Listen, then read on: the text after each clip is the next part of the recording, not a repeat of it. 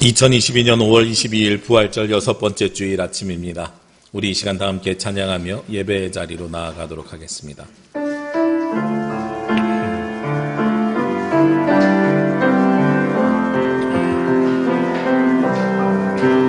주께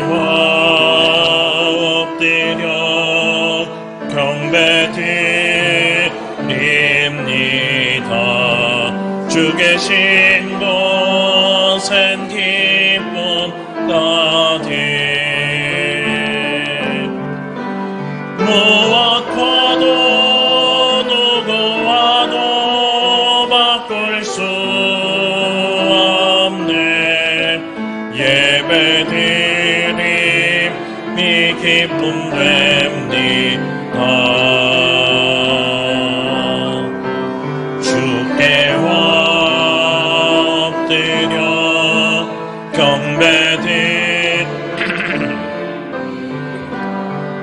주 계신 곳엔 기쁨 가득 무엇과도 누구와도 바꿀 수 없네. 예배드림이 기쁨 됩니다.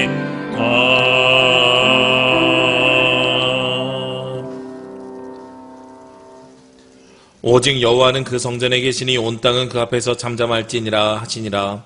하나님은 영이시니 예배하는 자가 영과 진리로 예배할지니라. 찬송과 영광을 받으시기에 합당하신 하나님, 거칠고 험한 세상에서 목자 없는 양같이 방황하던 저희가 주님께서 베푸실 은혜를 사모하며 주일 예배를 드립니다. 주님께서 복을 주시려고 구별하신 날에 몸과 마음을 온전히 들여서 예배하오니 기쁘게 받아 주시옵소서.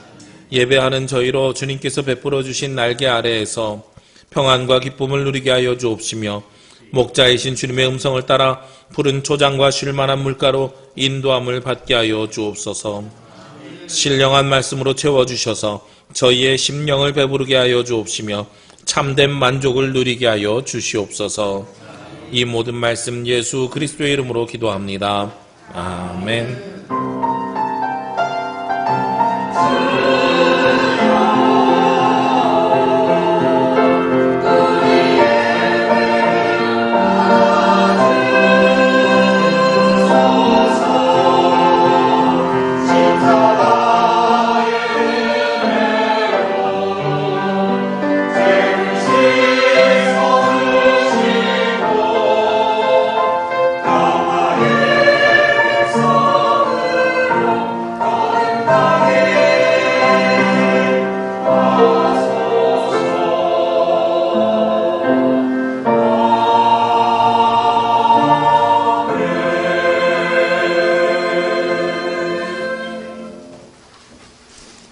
교동문은 39번 시편 95편의 말씀입니다. 오라 우리가 여호와께 노래하며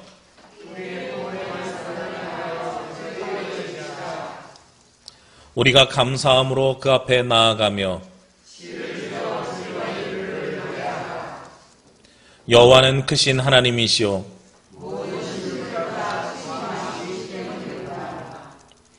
땅의 깊은 곳이 그의 손안에 있으며 바다도 그의 것이라 그가 만드셨고 오라 우리가 굽혀 경배하며 그는 우리의 하나님이시요 우리는 그가 기르시는 백성이며 그의 손이 돌보시는 양이기 때문이라. 아멘. 우리 이 시간에는 지난 한 주간 알고 지은 모르고 지은 모든 죄를 주님 앞에 자복하며 고백하는 참회의 기도를 드리도록 하겠습니다.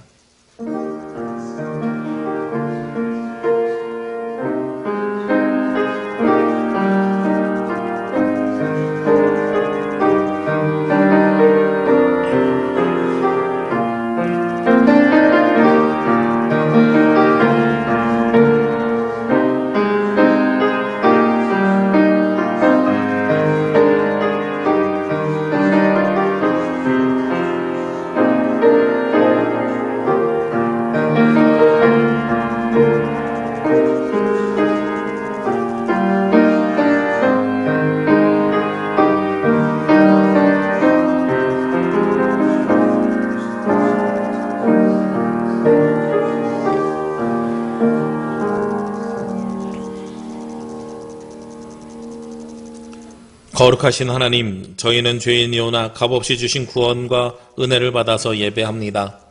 예수님의 보혈로 의롭다 인정을 받고 하나님의 자녀로 거듭나게 되었으나 저희는 이 특권과 은혜를 잊고 살 때가 많이 있습니다. 매 주일 성전을 나설 때에는 주님의 뜻대로 살기를 다짐하였지만 일터와 가정에서는 내 고집과 경험을 앞세우다가 낭패를 당하기도 합니다. 무슨 일을 만나도 기도하면서 믿음을 저버리지 않겠노라 결심하지만 욕정의 소리에 이끌려 죄를 짓는 일을 반복합니다. 범사에 감사하며 살겠노라는 결심을 실천에 옮기지 못하고 작은 어려움 앞에서도 하나님을 원망하며 이웃에게 불평을 토해내고 있습니다. 주님, 우리의 마음은 굳세지도 못하고 우리의 결심은 강하지도 못합니다. 우리의 연약함을 불쌍히 여기시고 모든 죄와 허물에서 구원하여 주시옵소서. 악인이 만일 그가 행한 모든 죄에서 돌이켜 떠나 내 모든 율례를 지키고 정의와 공의를 행하면 반드시 살고 죽지 아니할 것이라. 그 범죄한 것이 하나도 기억함이 되지 아니하리니 그가 행한 공의로 살리라. 나는 이 말씀에 의지하여 이 시간 우리가 고한 모든 죄가 예수 그리스도의 십자가의 보혈로 씻음받았음을 선언합니다. 아멘. 우리의 기도를 들으소서. kyrie kyrie eleison.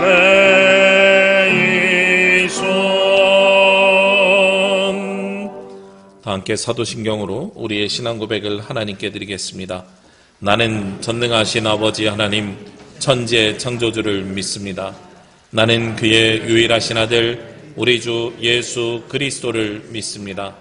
그는 성령으로 잉태되어 동정녀 마리아에게서 나시고 본디오 빌라도에게 고난을 받아 십자가에 못 박혀 죽으시고 장사된 지 사흘 만에 죽은 자 가운데서 다시 살아나셨으며 하늘에 오르시어 전능하신 아버지 하나님 우편에 앉아 계시다가 거기로부터 살아있는 자와 죽은 자를 심판하러 오십니다.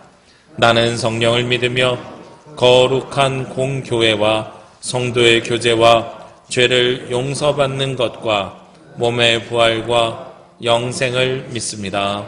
아멘. 찬송 328장 찬송 드립니다.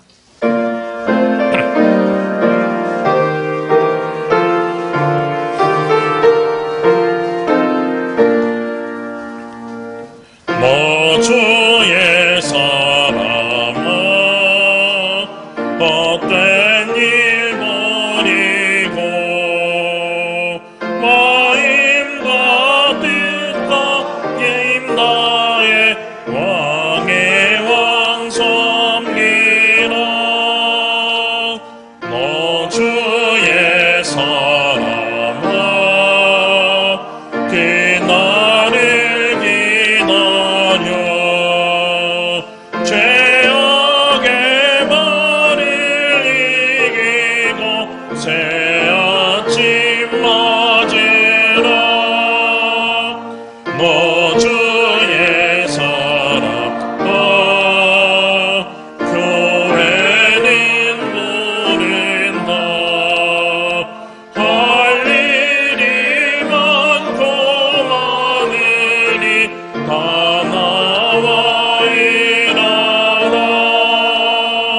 너 주의 사랑과 충성을 다하여 십자가 높이 들고서 날짜치 따르라.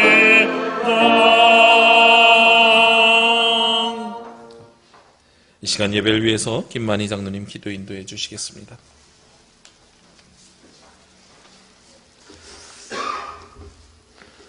함께 기도하시겠습니다.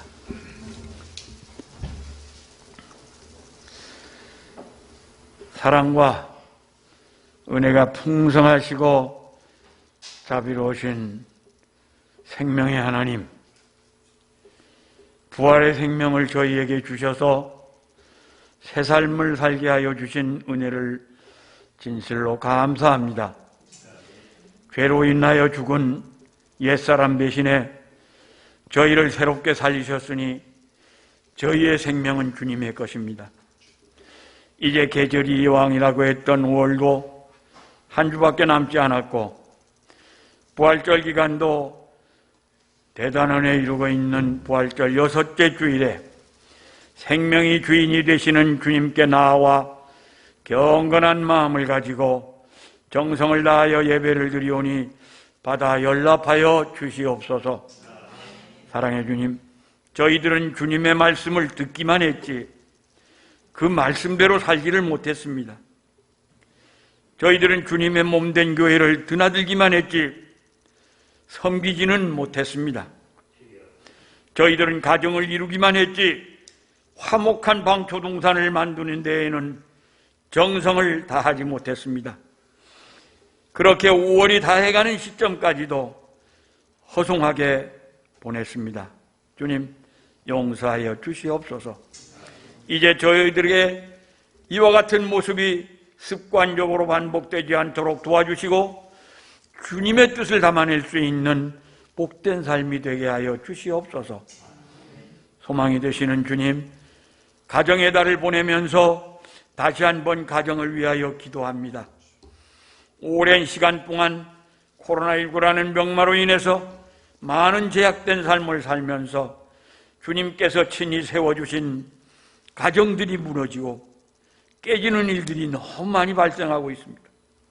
말세로 여겨지는 사탄의 공격은 가정을 향하고 있사오니 사탄의 공격으로부터 가정을 지킬 수 있는 길은 예배와 기도밖에 없는 줄 아오니 가정에 사탄이 틈타지 못하도록 가정 예배도 힘써서 드릴 수 있게 하여 주시고 매일 기도로 주님께 가정을 봉헌하기에 힘쓸 수 있는 저희 모두가 되게 하여 주시옵소서.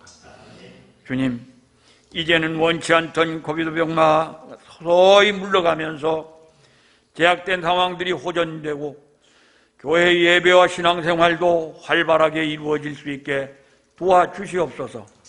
시설물들이 낡아서 새롭게 단장해야 할 계획들을 실행할 때 은혜롭고 원만하게 잘 실행할 수 있게 하여 주시고 감사함으로 참여하며 물심양면으로 헌신할 수 있는 저희들이 되어서 하나님께 영광 돌릴 수 있는 저희들 되게 하여 주시옵소서. 주님, 이 사회도 경제 침체와 사회적 환경이 어려운 상황으로 인해 많은 아픔들이 발생하고 있사오니 혼란스러운 이 사회를 불쌍히 여겨주시기 바라옵니다. 가뭄의 단비가 내리듯 주님이 자비와 은총으로 함께 하셔서 봄날이 꽃과 같이 생기가 가득한 사회가 될 수 있게 하여 주시옵소서. 주님의 몸된 교회도 가정과 사회가 안고 있는 아픔에 대하여 외면하지 않게 하시고 소돔과 고모라를 놓고 주님을 찾았던 아브라함처럼 희망과 가정과 사회를 놓고 마음 쏟는 기도가 있게 하시고 온몸으로 껴안는 사랑이 있게 하여 주시옵소서. 오늘도 신령한 만나를 준비하신 목사님을 성령의 능력으로 붙들어 주시옵고 주님의 말씀 듣기를 사모하는 심령마다 주님이 세미한 음성을 들을 수 있게 하여 주시옵소서. 오늘도 예배를 위하여 돕는 손길들을 기억하여 주시사 넘치는 봉사와 헌신 위에 풍성한 하늘의 상급으로 채워 주시옵소서. 이미 예배가 시작되었사오니 마치는 시간까지 성령께서 친히 저희들 가운데 운행하셔서 연약함을 도와주실 것을 믿사오며 사망의 권세를 물리쳐 주시고 소망의 나라를 허락하여 주신 예수 그리스도의 이름으로 간절히 기도드리옵나이다. 아멘.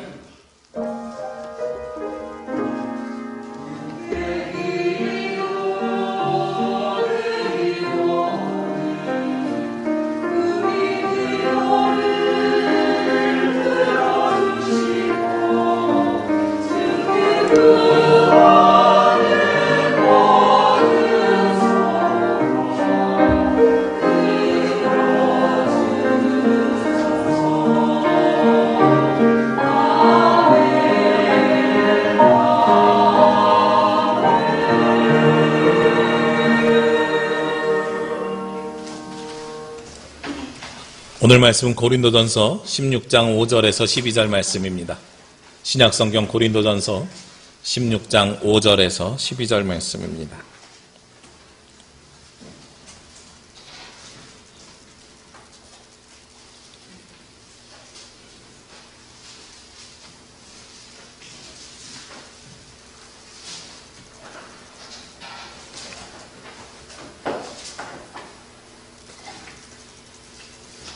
고린도전서 16장 5절에서 12절 말씀을 봉독하겠습니다.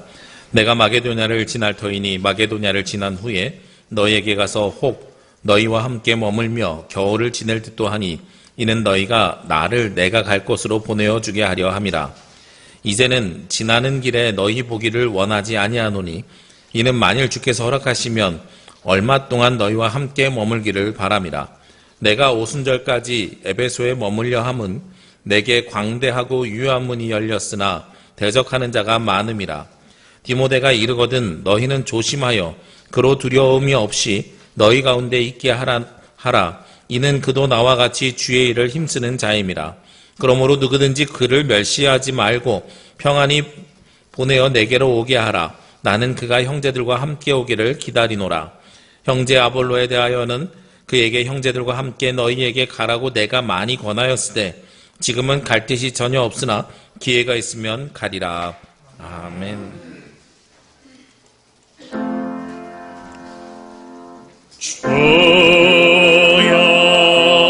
우리 맘 여사 주의 말씀을 깨닫게 하옵소서.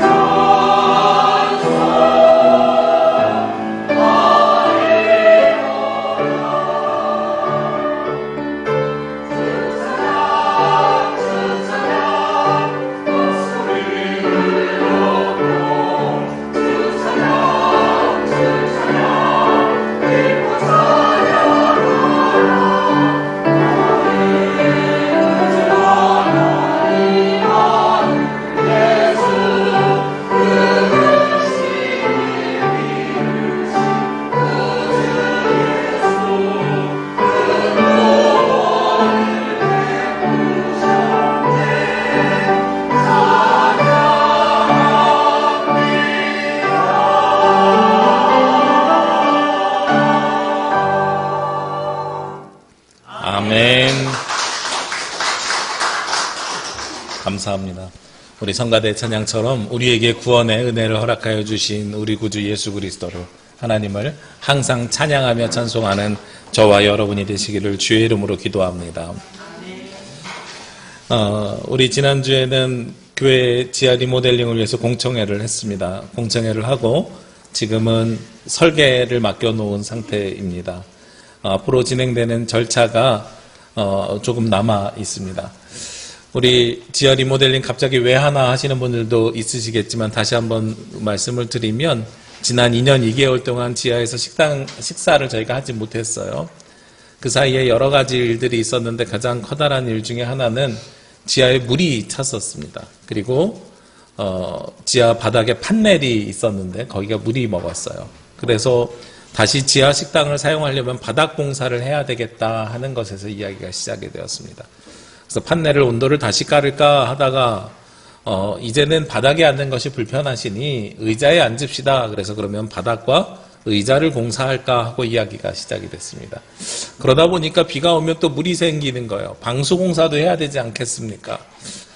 환풍기 공사도 해야 될 것 같고요. 건물 지은 지 5, 6년이 지나다 보니까 한 번도 손을 보지 않아서 손봐야 할 것이 많은 거예요. 과거에는 우리가 냉온풍기를 이렇게 위에 단 것이 아니라 지하에 있는 냉온풍기에서 밀어서 나왔거든요. 그러니까 이왕 할 때 그것도 또 철거했으면 좋겠는 거죠. 하다 보니까 일이 많아졌어요. 일이 많아져가지고 그러면 공청회를 하자. 그래서 지난주에 성도님들의 의견을 청취하는 시간을 2주에 걸쳐서 들었습니다. 그리고 남겨진 절차는 당회에서 그렇게 결정했어요. 우리가 설계를 맡기고 설계 도면이 나오면 우리 당회 유상근 장로님과 저와 그리고 이번에 피택 되신 두 분의 피택 장로님 넷이서 함께 도면을 검토하자. 성도님들이 주신 의견이 잘 반영되었는지 검토해서 수정할 것들은 수정하고 도면을 확정 지은 후에 몇 군데 업체에 견적서를 받아서 비교 견적을 받고 그리고 재직회를 공고해서 재직회를 통해서 최종 승인을 하기로 했습니다. 그러니까 재직회가 하기 전까지는 공사는 시작이 안 되는 거예요. 재직회가 되어야 그래서 여러분들이 동의를 해 주셔야 공사가 시작이 됩니다. 갈수록 가지고 있는 변수들이 좀 있습니다만 어쨌든 그렇게 진행할 예정입니다. 우리가 무슨 일을 할 때 이런 계획들을 세웁니다. 그리고 그 계획대로 진행하려고 노력합니다. 그런데 우리의 계획대로 모든 일들이 진행되지 않을 때들도 있습니다. 그것이 세상 살아가는 일들인 것 같아요. 그럼에도 불구하고 계획은 세워야 됩니다. 모든 사람이 계획을 세우며 살아가고 있습니다. 단지 그 계획이 10년의 계획이냐 1년의 계획이냐 한 달의 계획이냐 아니면 오늘 하루의 계획이냐의 차이가 있을 뿐이지 계획은 모든 사람이 세우는 거예요. 오늘 밥을 먹고 그리고 나서 예배당에 가야지 예배당에 가기 전에 뭐 옷은 언제 입고 뭐하고 몇 시에 나가야지 이게 우리가 아무것도 아닌 것 같지만 다 계획이라는 거예요. 그래서 몇 시에 그러면 일어나야 되겠다 이런 것들을 다 생각하는 것이 계획입니다. 우리 모든 사람은 계획을 세우고 있습니다. 그러기에 어디도 계획을 세워야 되냐면 교회도 저는 계획을 세워야 된다고 생각합니다. 교회도 계획을 세우는데 아까 말씀드렸던 사람의 차이처럼 어떤 사람은 오늘 하루 아니면 내일 어떤 사람은 일주일 어떤 사람은 1년 어떤 사람은 10년의 계획을 세우는 것처럼 우리 교회도 앞으로 얼마간의 계획을 세울 것인지에 대한 차이만 있을 뿐이지 계획은 세워야 된다는 거예요. 오늘 성경 말씀에 보면 고린도전서가 이제 거의 다 마무리되어가는 시점에 사도 바울도 계획을 세웁니다. 오늘 5절 말씀에 보면 내가 마게도냐를 지날 터이니 마게도냐를 지난 후에 너희에게 가서 6절에 혹 너희와 함께 머물며 겨울을 지낼 듯도 하니 이는 너희가 나를 내가 갈 곳으로 보내어 주게 하려 함이라 하고 말씀하고 있어요. 사도 바울도 계획을 세우는 겁니다. 오늘 성경에 보면 사도 바울이 고린도 교회에다 이 편지를 쓰는 게 언제냐면 에베소 교회에 있을 때거든요. 에베소 교회에서 보내면서 내가 마게도냐를 지나서 고린도에 갈 수도 있어. 그러니까 그때 만날 수 있으면 만나자라는 거죠. 한 2주 전에 제가 한 목사님으로부터 전화를 받았습니다. 목사님, 제가 19일부터 21일까지 제주에 방문할 예정인데요. 목사님 한번 뵀으면 좋겠어요. 언제 시간이 괜찮으십니까? 그래서 제가 지난 목요일하고 금요일에 일정이 있어가지고 그럼 토요일 날 점심때쯤 괜찮을 것 같습니다. 목사님 비행기 몇 시지요? 그랬더니 3시래요. 마침 3시면 잘 되셨네요. 같이 점심 식사하시고 공항으로 바로 가시면 시간 괜찮으시겠습니다. 그래서 그렇군요. 그러면서 뭐 이런저런 이야기 하다가 그러면 알겠습니다. 그때 뵙죠. 목사님 그러시더라고요. 그래서 저도 마지막에 남겼어요. 네, 다음 주에 뵙겠습니다. 이렇게 이야기를 하면서 전화를 끊었어요. 전화 끊자마자 바로 다시 전화가 왔어요. 목사님 다음 주라니요. 아니 19일부터 21일까지 오신다고 하지 않았습니까? 그랬더니 저는 6월 19일부터 21일인데요. 이렇게 이야기를 하시는 거예요. 그래서 죄송합니다. 6월 19일부터 21일은 저희 제주노회 4.3 평화기행이 전국 단위로 이번에 100회 노회라서 전국에 있는 총회 임원들 모시고 진행을 하거든요. 전국 단위의 행사가 제주노회에 있습니다. 제가 노회장이라서 그 행사를 빠질 수 없어요. 목사님, 그 행사가 끝나는 시간이 4시네요. 목사님 3시 비행기면 제가 그 기간 동안 한 번도 못 뵐 것 같습니다. 죄송합니다 하고 말씀을 나눴어요. 우리가 뭐든지 계획을 세우고 사도 바울이 그런 이야기를 오늘 하고 있는 거예요. 내가 제주 갈 건데 가는 길에 너 봤으면 좋겠어 라는 연락과 똑같이 마게도냐를 거쳐서 고린도로 갈 건데 가는 길에 봤으면 좋겠어 라는 이야기를 오늘 성경에서 하고 있는 겁니다. 이 계획은요, 이야기하는 것, 내가 세우는 것만큼 중요한 것이 함께할 사람들과 그 계획을 공유하는 것이 중요합니다. 좀 전에 말씀드렸던 것처럼 전화통화를 했잖아요. 이 전화통화에서 가지고 있었던 오류가 있는 거예요. 뭐냐면 저에게 전화를 주셨던 목사님은 당연히 6월달 한 달 전에 계획하는 거를 기반으로 전화를 주시는 거예요. 저는 2주 전에 전화를 받았으니까 당장 다음 주에 있을 일인 줄 알고 저는 받아들인 거예요. 계획이 온전히 공유되지 못하면 이렇게 통신상의 오류가 생기고, 만약에 그러고선 그냥 전화를 제가 다음 주에 뵙겠습니다라는 말을 끝말을 하지 않았으면은요, 저는 5월 21일 날 토요일 날 그 목사님 한참 동안 기다렸을 거고요. 그 목사님은 전혀 생각 없이 있었을 거예요. 서로 이렇게 엇갈리는 일이 생기는 거죠. 그렇기 때문에 계획은 서로 공유해야 됩니다. 우리 교회도 마찬가지입니다. 지하 리모델링 공사를 하는데 제가 여러분에게 주보 광고를 통해서 공청회를 통해서 그 다음에 재직회도 하겠다 그러고, 목사님 그냥 목사님 뜻대로 그냥 쑥 진행하시지요 뭐 이렇게 말씀하시는 분들도 계세요. 근데 제가 진행하는 게 중요한 게 아니라 같이 여러분들과 공유해야 되는 일인 거예요.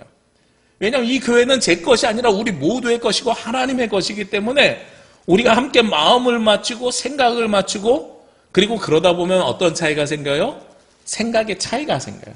그 생각의 차이를 줄여가는 과정이 필요한 거예요.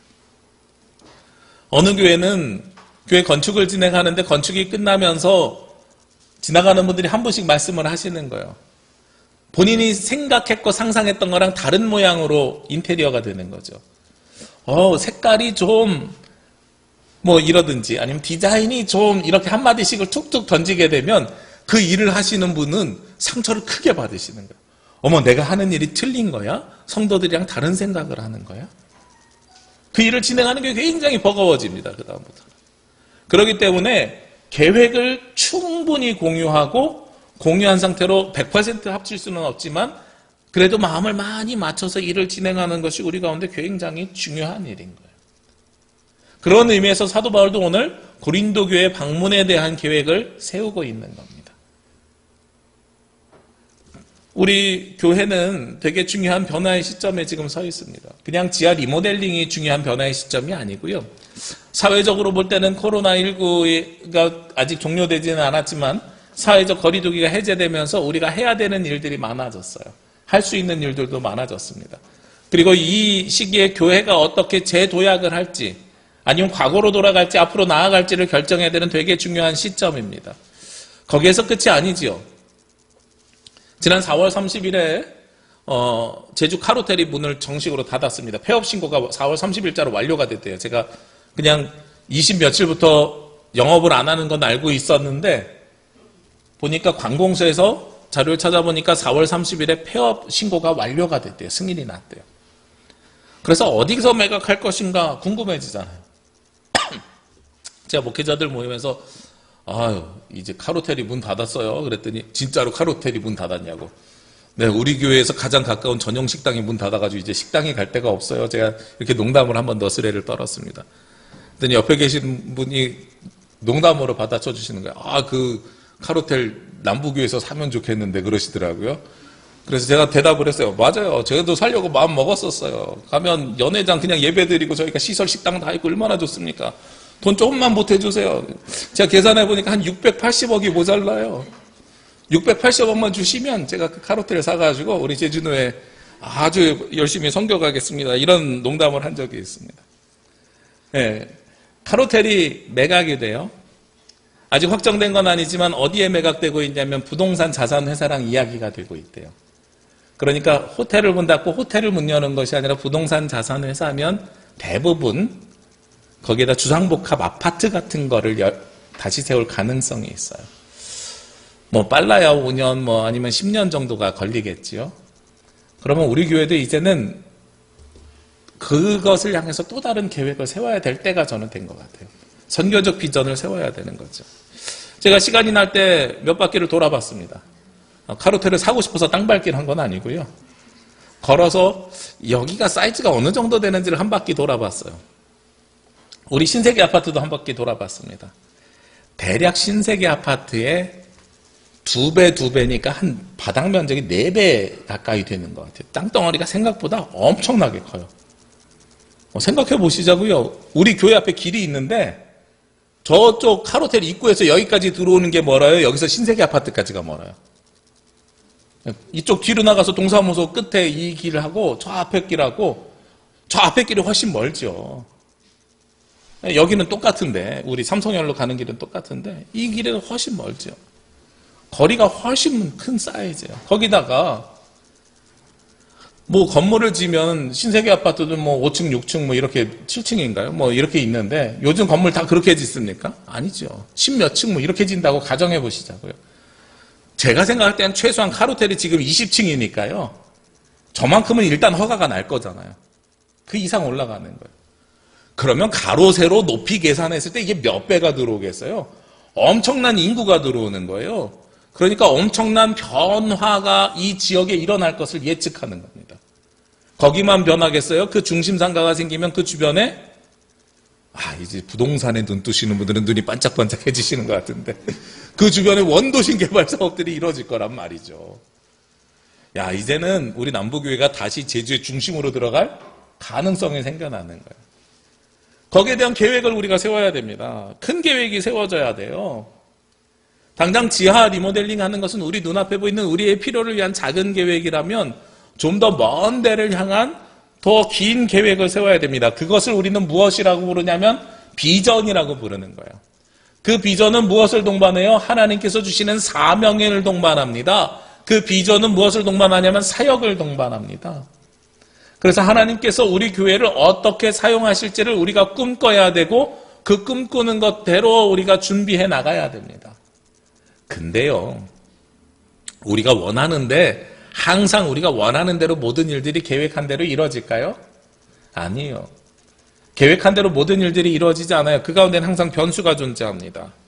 오늘 7절 말씀해 보면 이제는 지나는 길에 너희 보기를 원하지 아니하노니 이는 만일 주께서 허락하시면 얼마 동안 너희와 함께 머물기를 바람이라. 지나는 길에 보지 않고 머물기를 바람이라 라고 이야기하고 있어요. 이건 뭐예요? 제주 가는 길에 잠깐 봤으면 좋겠어요. 이거 아니고요. 내가 거기에서 며칠이고 있으면서 깊은 대화를 나눴으면 좋겠어요 라는 뜻인 거예요. 그러니까 마게도니아를 지나서 고린도를 가는데 그냥 지나는 길에 너네 잘 있구나 하고 잠깐 만나는 것이 아니라 고린도전서 1장부터 쭉 보면 고린도 교회가 가지고 있는 여러 가지 문제들이 있었죠. 나는 아볼로파야, 그리스도파야, 바울파야, 뭐 게바파야 이런 파당 싸움이 있었어요. 거기에서 시작해가지고 성찬식 하는데 먼저 온 사람들이 다 먹었어요. 지난주에는 헌금 문제도 다뤘어요. 은사 문제도 있었어요. 교회 안에 여러 가지 문제들이 있었는데 그 문제들에 대해서 그냥 편지로 쓰고 마는 것이 아니라 지나가면서 안부 묻는 것이 아니라 내가 함께 있으면서 너희와 이 문제들을 해결해 가기를 원해라는 거예요. 그런데 그 변수가 있을 수도 있으니까 사도 바울은 무엇을 전제합니까? 이 7절 말씀에 가장 중요한 말씀이 있는데 만일 주께서 허락하시면 내가 거기에 머무는 것은 내 계획이 아니라 누가 허락하셔야 할 수 있는 일이에요? 주님께서 허락하시면. 우리가 계획을 세울 때 항상 동반해야 되는 것이 주님 앞에 물어보는 겁니다. 주님 앞에 물어보고 주님께서 허락하실 때 그 일들을 행해 가야 되는 겁니다. 하나님, 내가 이 일을 하는 게 맞습니까? 안 하는 게 맞습니까? 하나님, 내가 이 일을 진행하는 게 맞습니까? 안 하는 게 맞습니까? 하나님, 내가 이런 꿈을 꾸고 있는데 이 꿈이 하나님의 뜻에 합당합니까? 합당하지 않습니까? 라는 것을 끊임없이 물어봐야 되고 주님께서 허락하시면, 즉 주님께서 응답하시면 그 일들을 계속해서 진행해 간다는 거예요. 만약에 내가 고린도 교회에 머물러 있는 걸 주님께서 허락하지 아니하시면 그냥 지나가겠다. 근데 내 의지는 머물고 싶노라라고 이야기하는 것이 오늘 사도 바울의 고백입니다. 우리도 마찬가지지요. 세상을 살아가면서요, 우리 교회가 지금 리모델링을 준비하고 계획하고 있는데 어떤 변수가 또 우리 가운데 생겨날지 몰라요. 아까 말씀드린 것처럼 제 계획은 우리 당회와 피택 장로님들 통해서 확정하고 견적을 내가지고 우리가 재직해서 승인하면 바로 공사 짜자자자 진행하면 7월 달엔 밥 먹을 수 있겠다. 이게 제가 가지고 있는 계획인데 어떤 변수가 생길지 몰라요. 요즘 러시아하고 우크라이나 전쟁 때문에 건축 자재비가 엄청나게 올랐다 그러잖아요. 최근에 건축을 마무리한 교회 목사님들이 그러세요. 철근값이요 목사님 추가 비용 지출해줬어요. 뭐 이러면서 우리 계획이랑 너무도 다른 변수들이 생겨나는 거예요. 그래서 이것이 과연 맞는 것인가 틀린 것인가라는 것을 우리는 끊임없이 하나님 앞에 여쭈어야 됩니다. 제가 길을 가는데요, 어딜 가든지 요즘은 짧은 거리도 내비게이션을 스마트폰으로 켜고 갑니다. 통신회사에서 내비게이션을 켜고 가면 제 운전 점수를 매겨줘요. 과속을 몇 번 했느니 안 했느니 뭐 급정거를 했느니 안 했느니 이 GPS로 저를 감시하는 거죠. 감시한 다음에 운전을 잘했느니 못했느니 평가 점수도 줍니다. 제 평균 운전 점수가 95점 정도 됩니다. 그러니까 규칙을 잘 지키는 거죠. 제가 그걸 하는 이유가 있어요. 1년에 뭐 10,000km인가요? 뭐 이거를 넘어섰는데 95점 이상이면 보험료의 11%를 깎아준대요. 굉장히 큰 보험료죠. 그래서 할인받으려고 굳이 제가 동선을 노출하면서 내비게이션을 켜고 다녀요. 그런데 가까운데 아는 길을 갈 때도 그러고 다닙니다. 그런데 내비게이션이 가지고 있는 특징이 있죠. 변수를 줄여줍니다. 요즘 내비게이션이 똑똑해가지고요. 저에게 물어봐요. 이렇게 어디를 간다, 뭐 보슬포교회를 간다, 대림교회를 간다 하고 검색을 하면 항상 물어봐 줍니다. 최단거리로 갈래요? 최소 시간으로 갈래요? 막히지 않는 길로 갈래요? 우회할래요? 이거 다 물어봐요. 내비게이션이 얼마나 똑똑해요. 그래서 보통 시간을 누르면 뭐 12시 58분에 도착 예정입니다. 그럼 1시 전에 들어가겠네 이러고선 출발하거든요. 근데 항상은 아닌데 한 10번 중에 한 번은 평화로를 딱 올라타는 순간에 시간이 변해요. 12시 58분 도착 예정에서 1시 20분으로 갑자기 쫙 변해요. 그리고 조금 더 지나면 1시 30분, 1시 40분 이렇게 쭉 변해요. 왜 그럴까요? 그 앞에 사고가 나는 거예요. 변수가 생기는 거예요. 우리가 예상하지 못한 일들이 생겨날 때들이 있어요. 제주에 살면 그 일들은 더욱더 잘 느끼게 됩니다. 지난 2018년에요. 제주에서 우리 교단 전체 총회가 있었습니다.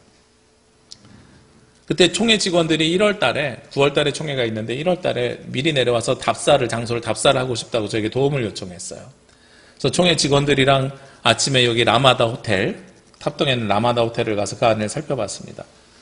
저희가 보통 1000명 정도 내려오고 회의실에 800여 명이 들어가야 되는 회의실이 있어야 되는데 라마다 호텔 가봤더니 680명 정도. 너무 아깝더라고요. 왜냐하면 이 강대상이 이렇게 쫙 열려요, 뒤에. 전자로 쫙 커튼이 열리면서 바다가 쫙 보이는 거예요. 예배 드릴 때 뒤가 쫙 열리면서 바다가 보이면 얼마나 은혜롭겠어요. 야, 장면 멋있을 것 같은데 680명 들어가니까 한 100 몇십 명이 못 들어가니까 포기를 했어요.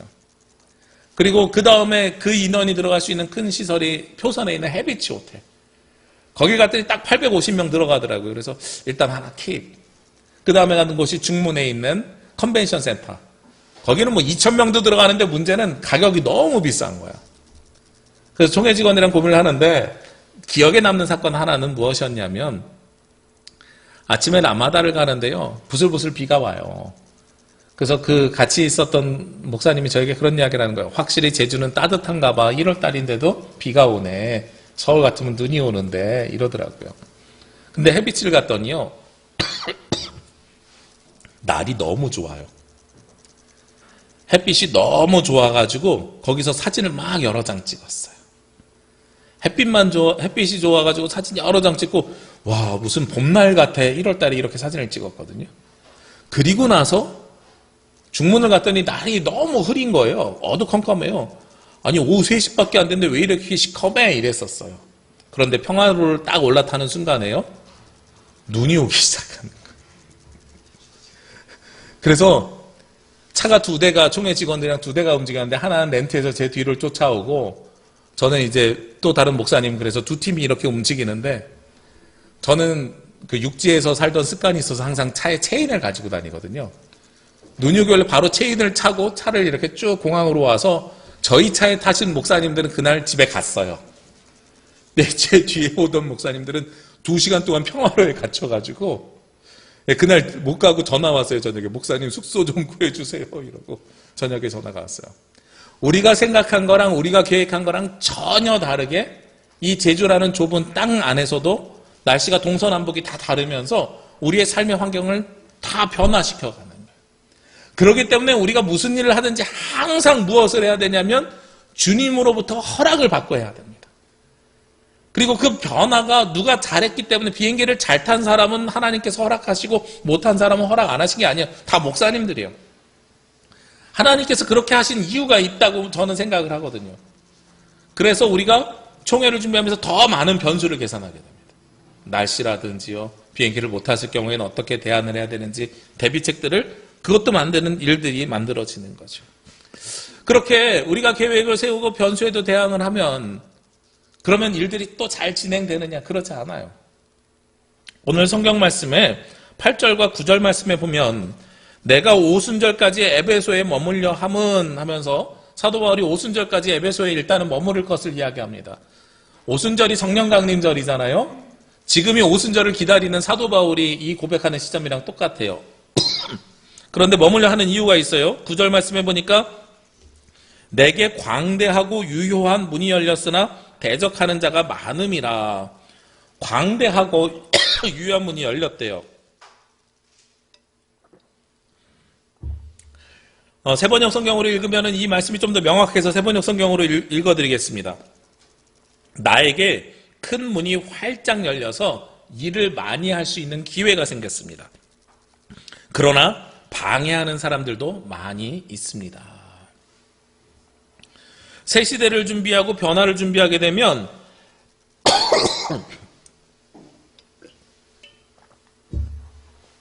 항상 문이 열리면서요, 일이 많아집니다. 카로텔이 그대로 있으면 지금이랑 우리는 별로 차이가 없을 거예요. 근데 저기서 변화가 생긴대요. 문이 열리면서 변화가 생긴대요. 그러면 우리에게도 되게 많은 일들이 생겨나고 많은 변수들이 일어날 거란 말이죠. 그리고 좋은 일만 생기겠어요?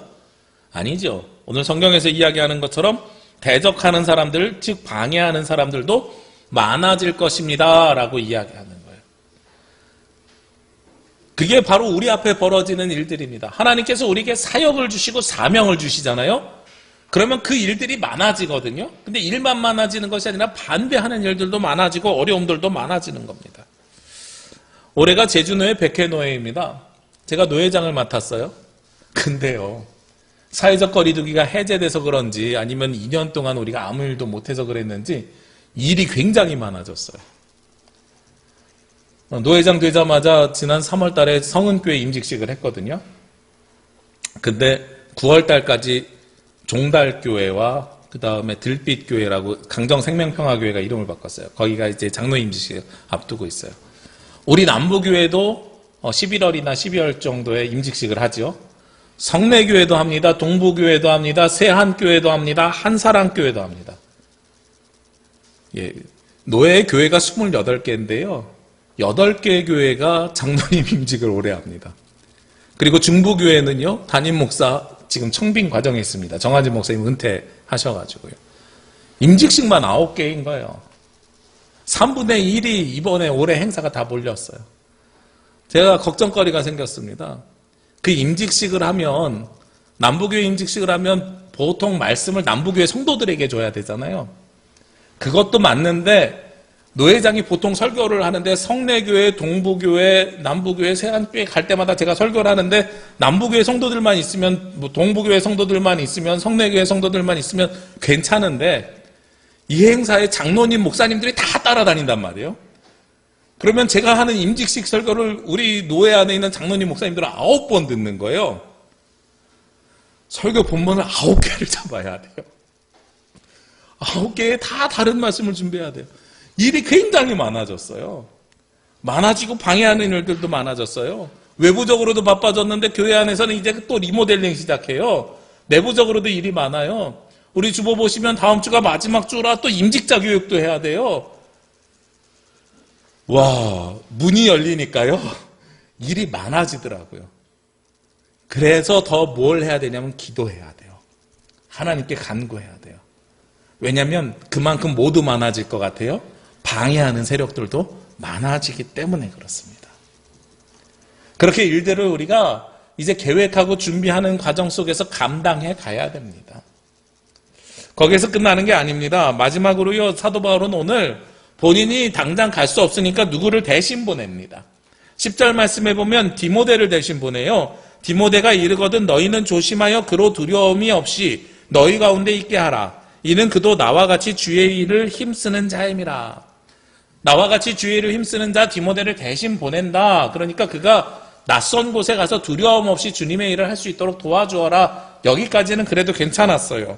근데 11절 말씀에 보니까 그러므로 누구든지 그를 멸시하지 말고 평안히 보내어 내게 오게 하라. 이렇게 말씀하고 있습니다. 자, 여기에 그를 멸시하지 말고라는 것은 사도 바울이 무엇이 예측되기 때문에 그래요?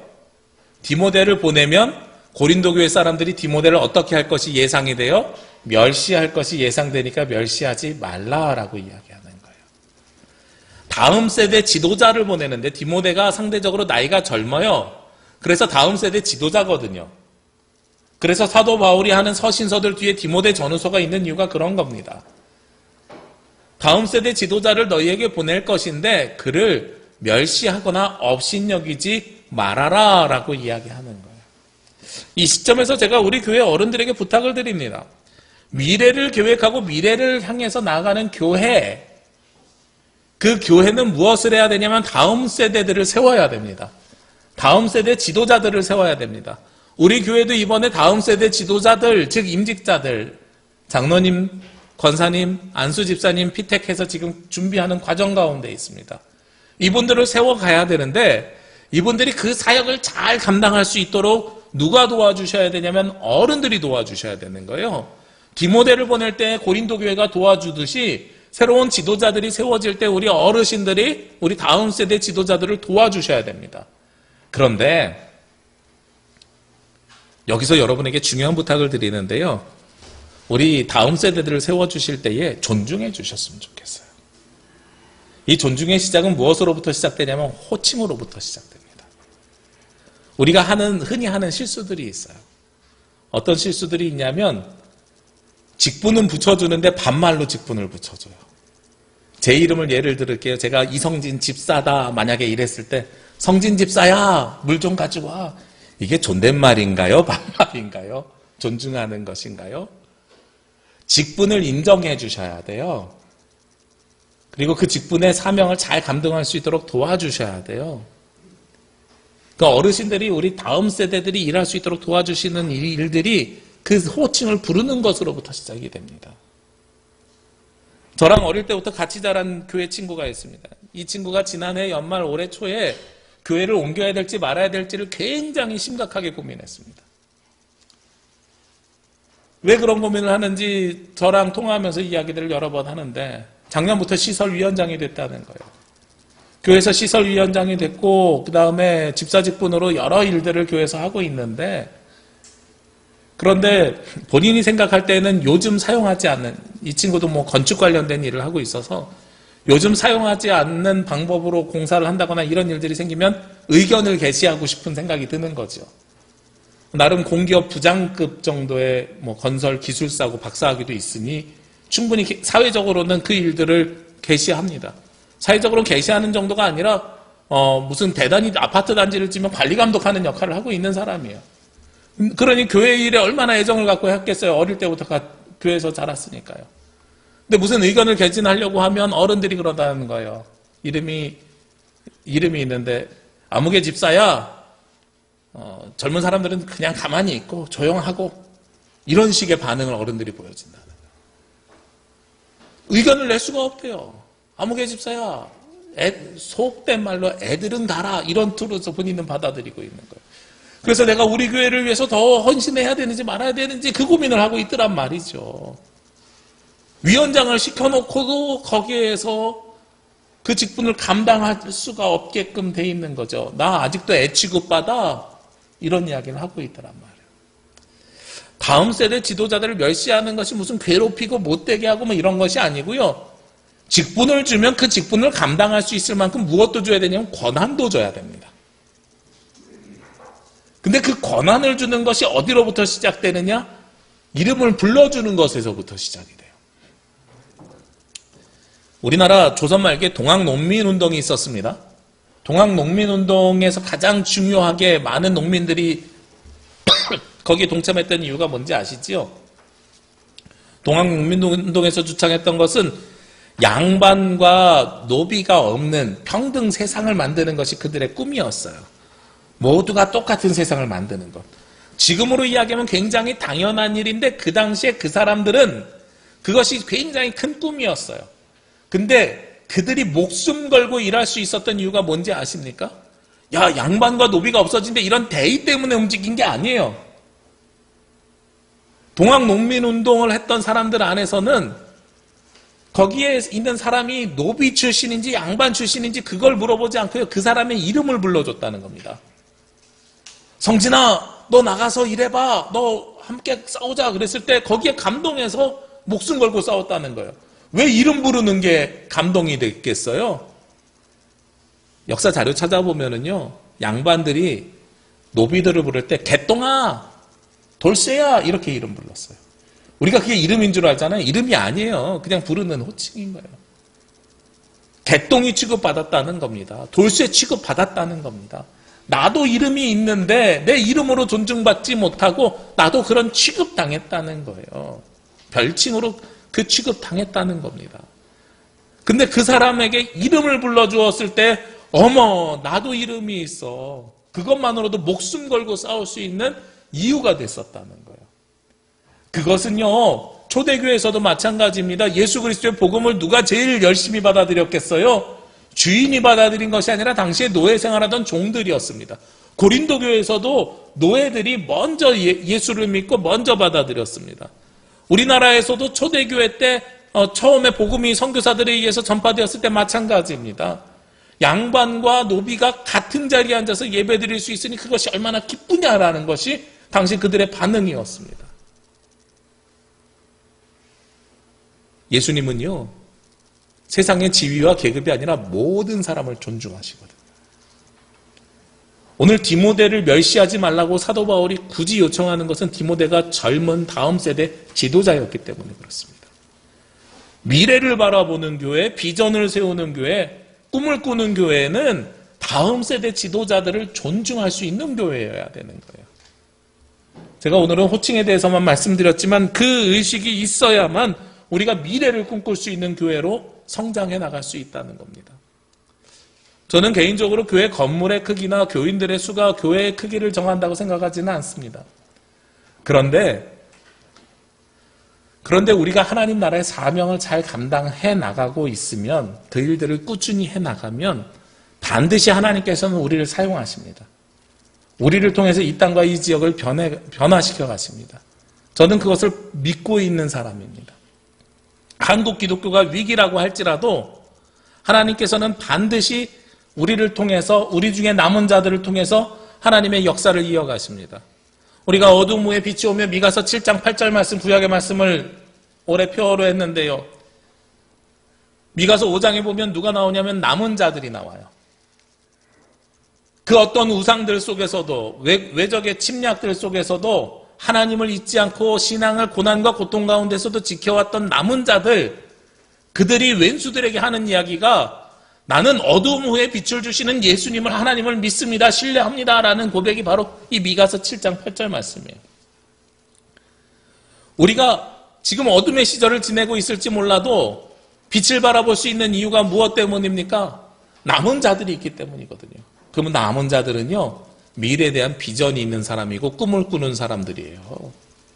하나님께서 우리에게 빛을 주실 것이라는 것을 믿는 믿음에 확신이 있는 사람들입니다. 그래야 우리가 빛을 바라볼 수 있어요. 하나님께서 우리 남부교회를 이 제주 원도심에 사용하실 겁니다. 분명히 사용하실 겁니다. 사용하시기 위해서 우리를 남겨두셨을 겁니다. 이제 우리는 꿈을 꿔야 될 때입니다. 지하 리모델링을 시작으로 땅 밑에서부터요, 이제 차근차근 올려가야 되는 거예요. 건물 바꾸자는 말씀 드리는 게 아니에요. 우리가 어떤 꿈을 꾸든지 하나님 나라를 위한 사명의 복음의 꿈을 꿔야 됩니다. 그러면 하나님께서 여러분들을 사용하십니다. 그리고 여러분들이 오늘 사도 바울과 같이 주님께 늘 기도하고 간구하는 가운데 주님의 응답을 들으십시오. 그러면 일이 많아지고 대적하는 자들이 많아질지라도 하나님께서는 우리를 통해서, 그리고 우리가 어려우면 사도 바울 대신에 디모데가 간 것처럼 다음 세대를 통해서 반드시 그의 나라를 이루어 가십니다.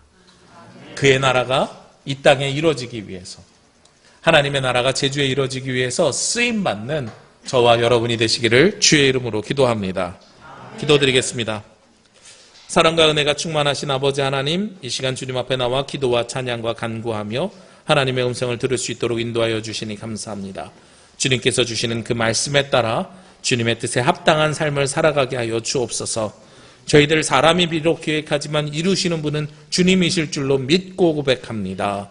주님, 우리의 인생을 주관하여 주시고 우리의 삶을 인도하시고 하나님의 뜻이 우리를 통하여 이 땅에 이루어질 수 있도록 주님 역사하여 주시옵소서. 이 모든 말씀 예수 그리스도의 이름으로 기도합니다. 아멘.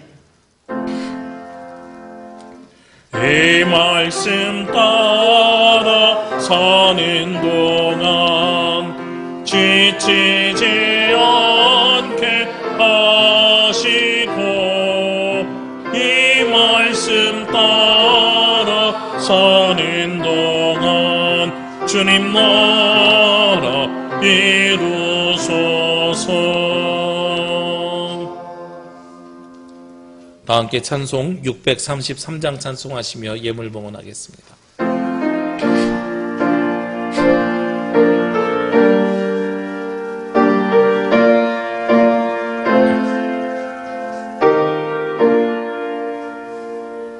나의 하나님 받으소서.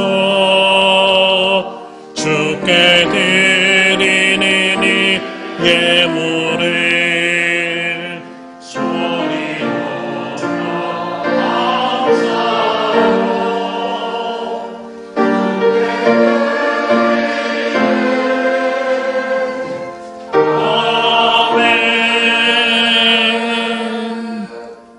기도드립니다. 늘 우리의 인생을 주관하시고 인도하여 주시기 원하시는 창조주 아버지 하나님, 세상을 살아가며 우리의 뜻대로 되는 일이 없음을 알고 주님의 인도하심을 기도하며 간구합니다.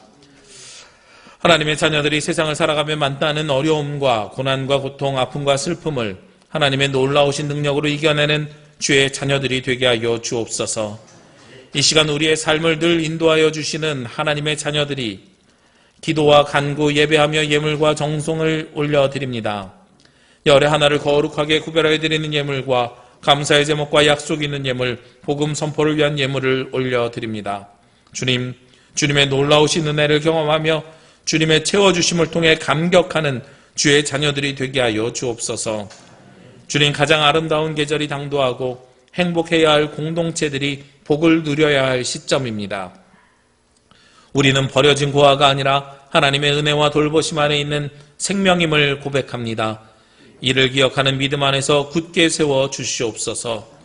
주님께 예배하며 감사함으로 복의 터전을 세우고 회복하는 삶을 살아가게 인도하여 주옵소서. 하나님이 우리와 함께 하심이 무엇보다도 가장 좋은 일임을 믿습니다. 그 믿음으로 담대하게 하시고 사랑하게 하시며 하늘에서 이루어진 주님의 뜻을 이 땅에 펼치고 살아가는데 모자람이 없게 하여 주옵소서. 모든 영광과 감사를 주님께만 올려드리길 원하오며 이 모든 말씀 예수 그리스도의 이름으로 기도합니다. 아멘. 주님의 평화와 위로가 창조된 세상 곳곳에서 예배하는 모든 가정과 성도들 위해 함께 하시기를 기도합니다.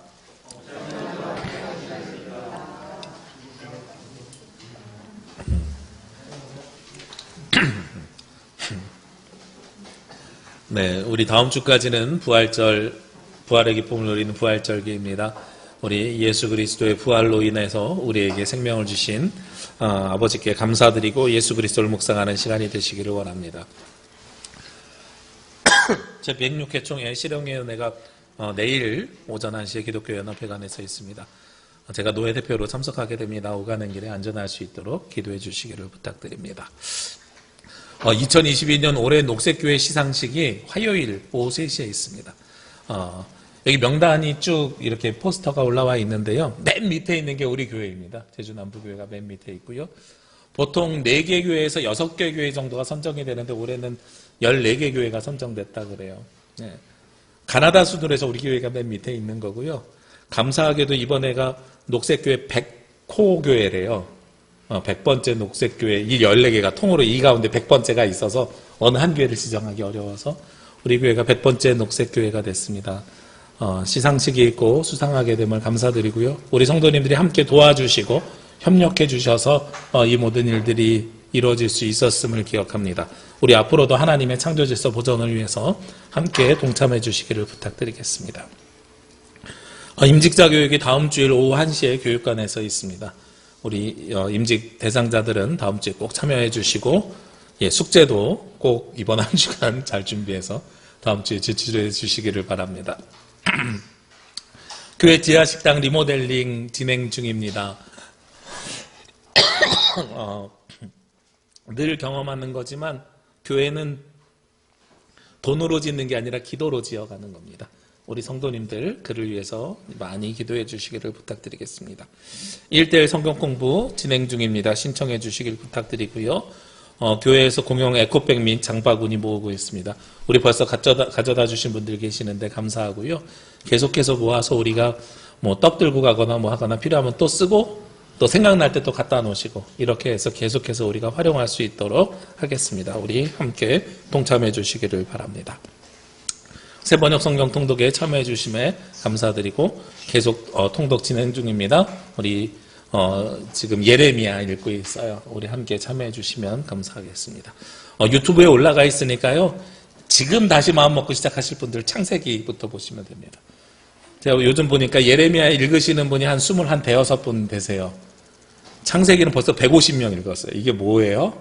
150명이 마음 먹고 창세기를 시작했지만 130명이 그 중에 탈락한 거죠. 이 중에도 여러분 계실 겁니다. 다시 마음 먹으셔도 되고요. 그리고 지금 하는 거 쫓아오셔도 되고요. 성경 읽는 여러 가지 방법이 있는데 꼭 창세기부터 안 읽으시고 나는 이사야부터 읽겠다 그러면 이사야부터 따라오셔도 됩니다. 네, 우리가 가능한 하나님의 말씀 안에서 살 수 있도록 함께 동참해 주시기를 부탁드리겠습니다. 함께 찬양드립니다. 선한 능력으로.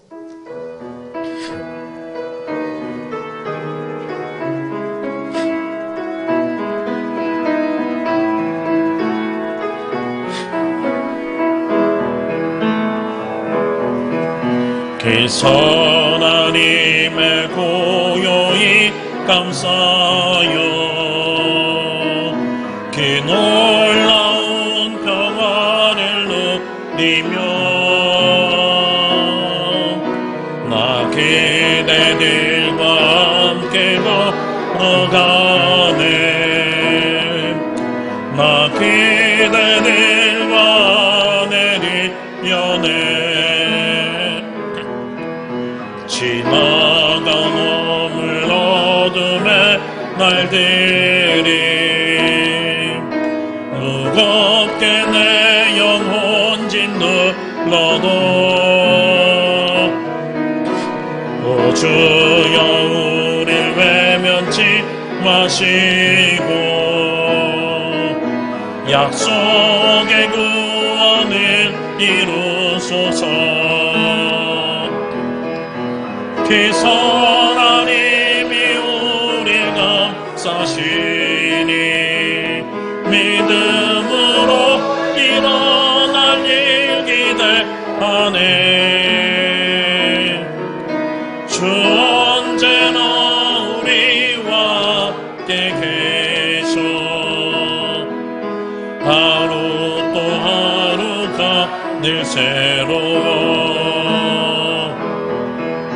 주께서 밝히신 작은 촛불이 어둠을 헤치고 타오르네. 그 그 빛에 우리 모두 하나 되어 온누리에 비추게 하소서. 그 선하님이 우릴 감싸시니 믿음으로 일어 날릴 기대하네. 주 언제나 우리와 함께 계셔. 하루 또 하루가 늘 새로워. 이 고요함이 깊이 번져갈 때 저 가슴 벅찬 노래 들리네. 다시 하나가 되게 이끄소서. 주님의 빛이 빛나는 이 밤, 그 선하님이 우릴 감싸시니 믿음으로 일어 날릴 기대하네. 주 언제나 우리와 함께 계셔. 하루 또 하루가 늘 새로워. 이제는 죽으시고 부활하심으로 영원히 우리와 함께 하시는 예수 그리스도의 은혜와 우리를 지으시고 자녀로 삼아주시는 아버지 하나님의 크신 사랑하심과 진리의 영이요 평화의 영이신 보혜사 성령님의 역사하심이 혼란스러운 세상 속에서 예수 그리스도의 말씀에 따라 하나님께서 예비하신 길을 성령의 인도하심에 따라 걸어가기를 원하는 제주남부교회 모든 성도들 머리 위에와 이 시간 각자의 자리에서 하나님을 경배하며 찬양하는 모든 가정 위에 그리고 그들의 인생길 위에 지금부터 영원까지 함께 하시기를 간절히 축원하옵나이다. 아멘.